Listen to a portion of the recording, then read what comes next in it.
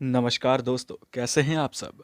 आज हम आपके लिए एक और रोमांचक और एक्शन सीन से भरपूर फिल्म लेकर आ गए हैं। तो अपना दिल थाम के बैठ जाइए और तैयार हो जाइए फुल ऑन एंटरटेनमेंट के लिए। फिल्म हफ की शुरुआत में एक हफ नाम के शख्स को कुल्हाड़ी से लकड़ियां काटते हुए दिखाया गया है। हफ अपना काम करते करते अपने घर के अंदर जाता है।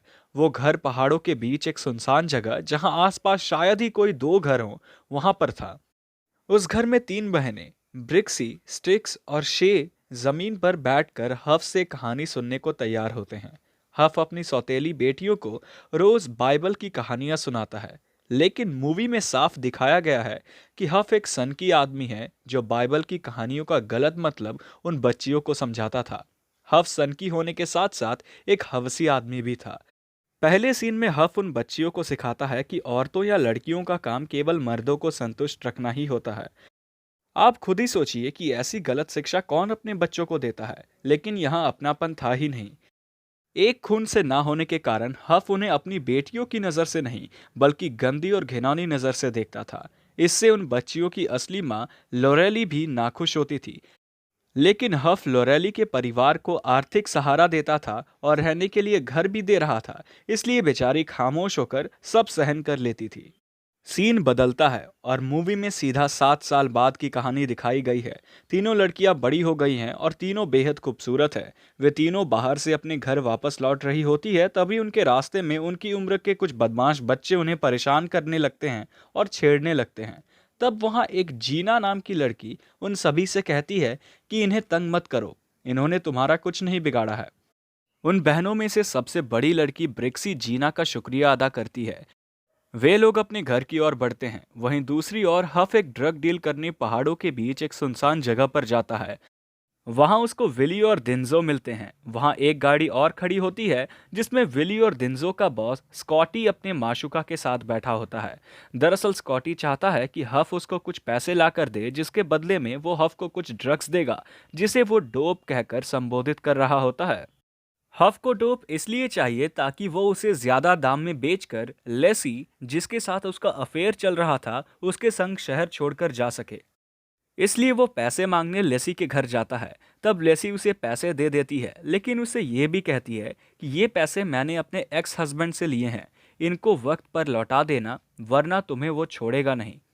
या फिर हम एक काम करते हैं, इन सब झंझटों में ना पड़कर इन्हीं पैसों को लेकर मैक्सिको चल लेते हैं। तब हफ उसको बोलता है कि मुझे अपनी जिंदगी अपने तरीके से जीने दो। इतना बोलकर वो वहां से चला जाता है। वहीं दूसरी ओर लोरेली कहीं बाजार जा रही होती है। ब्रिक्सी उसे रोकती है और कहती है कि आपको पता है ना कि मुझे नहीं पसंद आता जब आप हमें पूरी रात के लिए हफ के साथ अकेला छोड़कर चली जाती हो। तब लोरेली उसे समझाती है कि किसी न किसी को बाहर जाकर पैसे कमाने ही होंगे, इसलिए वो घर में नहीं टिक सकती। सीन बदल जाता है और शे अपने कमरे में अपनी नई बिकनी को पहनकर देख रही होती है कि तभी वहां हफ आ जाता है। वो आदमी वहां आकर अपनी बेटी जैसी शे को बाइबल का गलत पाठ पढ़ाकर अपने संग गलत काम करने के लिए बोलता है। लेकिन शे अब कोई छोटी बच्ची नहीं रही जो उसकी झूठों और फरेबी बातों के जाल में फंस जाए। लेकिन वो हैवान उसके साथ जबरदस्ती करने लगता है और उसे बेड पर लेटाकर उसके कपड़े उतारता है और उसके साथ दुष्कर्म करना शुरू कर देता है। शे की चीखने की आवाज बाहर तक आ रही होती है और तभी उसकी बड़ी बहन वहां आकर ब्रिक्सी उसे बचा लेती है और ना चाहते हुए भी खुद हफ के साथ सोने के लिए तैयार हो जाती है, ताकि वो अपनी छोटी बहन के साथ कुछ गलत होने से रोक सके। थोड़ी देर बाद लोरेली घर वापस लौटती है और ब्रिक्सी को हफ के कमरे में रोते हुए पाती है। लोरेली के पूछने पर ब्रिक्सी बताती है कि हफ ने उसके साथ क्या क्या किया। तब लोरेली ब्रिक्सी से पूछती है कि उसने ऐसा किया ही क्यों। तब ब्रिक्सी उस पर गुस्सा होती है और कहती है कि जब मेरे साथ हफ दुष्कर्म करता था तब आप चुप रहती थी, लेकिन अब जब हफ शे के साथ भी वही सब कर रहा था तब मैं चुप नहीं बैठ सकती थी। लोरेली भौचक्की रह जाती है और उसे कुछ समझ नहीं आता कि वो क्या करे।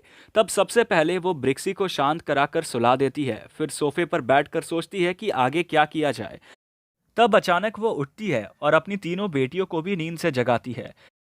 लोरेली कुछ पैसे लेकर अपनी तीनों बेटियों में बराबर बांट देती है और इसी के साथ वो उन तीनों को उस जहन्नुम से दूर जाने की हिदायत देती है। वो ऐसा इसलिए करती है ताकि वे तीनों एक अच्छी जिंदगी जी सकें। सुबह हो जाती है और तब हफ के घर पर विली और जिंदो पैसे मांगने आते हैं। वे हफ का दरवाजा खटखटाते हैं, तभी हफ की नींद खुलती है और उसे होश आता है कि उसके पैसे वहां थे ही नहीं, क्योंकि लोरेली ने जो पैसे अपनी बेटियों में बांटे थे वो वही पैसे थे जो कि हफ ने लाए थे। वो पागल सा हो जाता है और घबरा जाता है। हफ को अस्थमा की बीमारी भी थी, जिसकी वजह से उसकी थोड़ी थोड़ी देर में सांस फूल जाती थी। विली और दिंजो के सब्र का बांध टूट जाता है और वे घर के दरवाजे को तोड़कर अंदर घुस आते हैं और हफ से पैसे मांगने लगते हैं।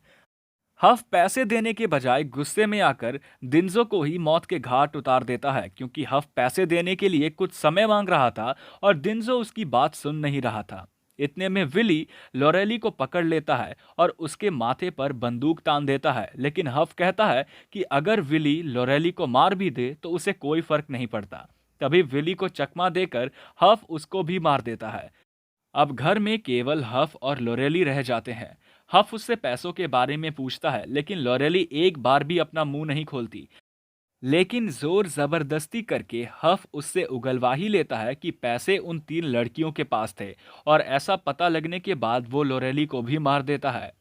इसके बाद हमें वो तीनों लड़कियां एक पहाड़ की चोटी पर दिखती हैं। उन तीनों में से ब्रिक्सी सबसे ज्यादा समझदार थी। वो बोलती है कि हमें ये पैसे हफ को वापस कर देने चाहिए, क्योंकि अगर हमने ऐसा नहीं किया तो हफ माँ के साथ कुछ भी कर सकता है।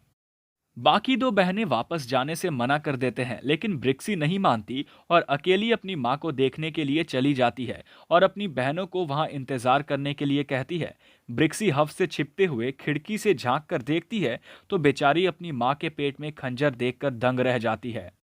वो वहां से फटाफट भागकर अपनी बहनों के पास जाती है। स्टिक्स और शे सो रही होती है, तब ब्रिक्सी उनके बैग से पैसे निकालकर उनमें पत्थर भर देती है। वो सोचती है कि यदि हफ उनकी बहनों को ढूंढ भी लेता है तो अगर उनके पास पैसे नहीं होंगे तो शायद हफ उन्हें जान से ना मारे। तब ब्रिक्सी सबको अलग अलग दिशाओं में जाने को कहती है। वो तीनों ऐसा ही करते हैं, लेकिन शे को हफ देख लेता है और उसके पीछे भागने लगता है। तब शे वहां मौजूद एक शख्स काल की मदद लेके छुप जाती है और एक बार को तो हफ को चकमा भी दे देती है, लेकिन हफ भी चालाक है। वे शे को ढूंढ ही लेता है और शे के पास पैसे ना होने की वजह से वो उस बेचारी मासूम लड़की को मार देता है और वहां से फिर लेसी के घर की ओर निकल जाता है। सीन चेंज हो जाता है और अब हमें स्टिक्स अपने बॉयफ्रेंड वुडी, जो कि लेसी का बेटा है, उसके घर जाते हुए दिखती है। लेकिन वहां तो हफ भी आने वाला था और जैसे ही वुडी ने हफ की गाड़ी की आवाज सुनी, वैसे ही वुडी और स्टिक्स पीछे के दरवाजे से निकलकर वुडी की बाइक पर सवार होकर हफ के घर चले गए, क्योंकि स्टिक्स को अपनी माँ की चिंता हो रही थी। वो अपनी माँ की मृत शरीर को देखकर बहुत भावुक हो जाती है। तब वुडी उसे संभालता है और वे दोनों एक सुरक्षित जगह पर जाकर छिप जाते हैं। रात हो जाती है और तब वुडी स्टिक्स से कहता है कि मैं अपनी बाइक को लेकर आता हूँ और इससे पहले हफ यहाँ आ जाए हम यहाँ से निकल जाएंगे। स्टिक्स मना करती है, लेकिन वुडी नहीं मानता और बाहर निकल जाता है। हफ वहां आ जाता है और वो लेसी को अपने घर के बेसमेंट में ले जाता है और हथकड़ी से बांध देता है। तब हफ वुडी को भी पकड़ लेता है और उसे भी हथकड़ी से बांध देता है।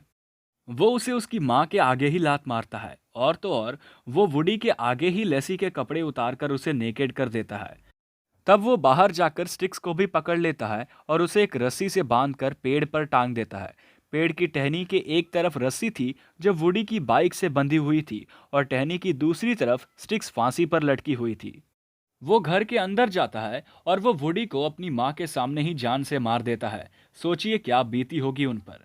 फिल्म में आगे बढ़ते हुए हम देखते हैं कि अब ब्रिक्सी वहां आ जाती है। वो पैसों को एक जगह छुपाकर घर की ओर बढ़ती है। ब्रिक्सी घर के अंदर जाकर लेसी को छुड़ाने की कोशिश करती है, लेकिन हफ वहां आ जाता है, इसलिए उसे वहां से वक्त रहते जाना पड़ता है। तब वो बाहर आती है और वहां स्टिक्स को वुडी की बाइक पर बैठी दिखती है। दरअसल स्टिक्स अपनी जान बचाने में कामयाब रहती है। ब्रिक्सी हफ के बनाए फांसी के फंदे को एक जाल के रूप में इस्तेमाल करती है। जाल बिछ चुका होता है और अब ब्रिक्सी बेबाक होकर हफ को आवाज लगाती है। वो हफ के आगे एक बैग फेंकती है और उससे कहती है कि जा हफ, ले ले अपने पैसे। हफ उस बैग की ओर भागता है, लेकिन उसे पता चलता है कि उसमें तो कपड़े के अलावा कुछ नहीं था। हफ गुस्से में भागकर उनके पास आता है और तभी उसका पैर ब्रिक्सी के बिछाए जाल में फंस जाता है।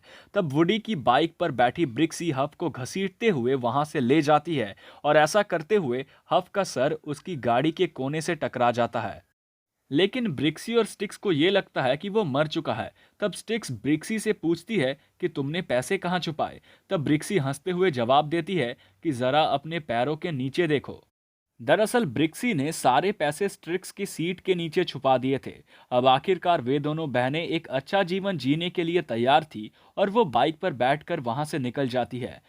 लेकिन तभी हम देखते हैं कि इस मूवी का विलन हफ उठ जाता है और मुस्कुरा देता है। इसी के साथ मूवी का समापन होता है। वाह, क्या अंत थी इस मूवी की। आपको कैसी लगी ये फिल्म कमेंट करके ज़रूर बताइएगा। हम लौटेंगे एक मज़ेदार मूवी के साथ। तब तक के लिए चैनल को सब्सक्राइब करें और बेल आइकन को दबा दें ताकि एक भी रोचक मूवी की कहानी आपसे मिस ना हो। नमस्कार।